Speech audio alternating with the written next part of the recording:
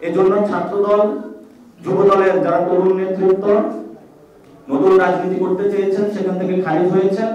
আমরা আমাদের নমিনেশন যে সাবমিশন সেখানে আপনাদেরকে আমরা স্বাগত জানাই। বিএনপি তাদের আসন ঘোষণা করেছে। প্রথমত বিএনপির বিষয়ে আমাদের দুটি কথা। আমরা শুনতে পেয়েছি যে তারেক জিয়া দেশে আসছেন। আমরা তাকে বাংলাদেশে স্বাগত জানাই। যদি আরো আগে আসতেন তাহলে আরো আগে ভালো হতো। এই জন্য উনি আসতেছেন, আমরা তাদেরকে স্বাগত জানাই। আসুন গণতন্ত্র চর্চা করি, একসাথে বসবো, নিজেদের মধ্যে আলোচনা করে সমাধান করব। দ্বিতীয় বিষয় হলো গণতন্ত্রের আপসহীন নেত্রী, যে গণতন্ত্রের জন্য লড়াই করতে বাংলাদেশের দীর্ঘদিন ধরে কারাবন্দী ছিলেন খালেদা জিয়া, উনি দুইটা আসনে প্রতিদ্বন্দ্বিতা করতে যাচ্ছেন। আমরা ওনাকেও স্বাগত জানাই। এই তিনটা আসনে প্রতিদ্বন্দ্বিতা করতে যাচ্ছেন। তো উনি আসলে গণতন্ত্রের সৌন্দর্য।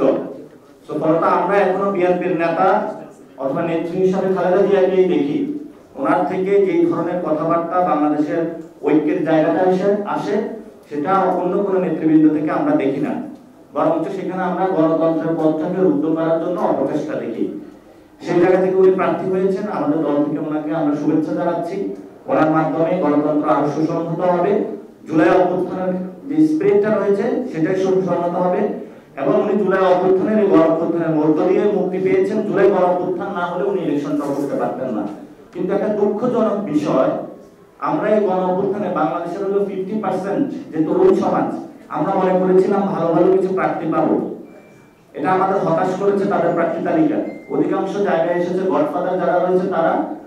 এজন্য ছাত্রদল, যুবদলের যারা তরুণ নেতৃত্ব নতুন রাজনীতি করতে চেয়েছেন সেখান থেকে খারিজ হয়েছে। আমরা আমাদের নমিনেশন যে সাবমিশন সেখানে আপনাদেরকে আমরা স্বাগত জানাই। আসুন আমরা তারুণ্যভিত্তিক রাজনীতি করতে চাই বাংলাদেশে। ফলত এখানে ডক্টর ইউনূসকেও স্পষ্ট থাকতে হবে।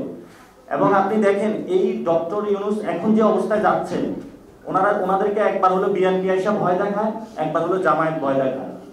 তো ওনাদের যদি ভয় পান তাহলে তো সমস্যা। আমরা ভয় পাই না, উপদেষ্টারা কেন ভয় পাবেন? এই জন্য উপদেষ্টাদেরকে বলবো, প্রধান উপদেষ্টাকেও বলবো, যদি ভয় পান আমরা তো আছি, সমস্যা নাই। আমরা আসলে কাউকে ভয় পাই না। আমরা জামায়াতকেও ভয় পাই না, বিএনপিকেও ভয় পাই না। কারণ আমাদের ইথিক্যাল লড়াই আছে সন্ত্রাস, চাঁদাবাজ এবং ধর্মীয় ফেসিবাদ এগুলোর বিরুদ্ধে। অনেকে বলা হয়ে থাকে যে আসলে আমরা জামাত বিএনপির বিরুদ্ধে কথা বলি। আমরা কোনো দলের বিরোধী নই। আমরা বাংলাদেশে একটা সংস্কার চাই। এখন সংস্কারের যদি বাধা দিতে আসে তাহলে তো শক্ত বাধা আমাদের থেকেও প্রতিরোধ হবে। আমরা ওই যে স্লোগানে আসে যে বাধা আসলে বাঁধবে লড়াই, সেখানে আমরা ইনশাল্লাহ শক্ত হাতে প্রতিরোধ করবো তাদেরকে। আবার অনেকে প্রতিরোধ শব্দ আওয়ামী লীগ মনে করেন না, এটা সত্যিকার বাংলাদেশের প্রতিরোধ। খবরের কাগজ, নিখাত, নির্ভীক, নিরপেক্ষ।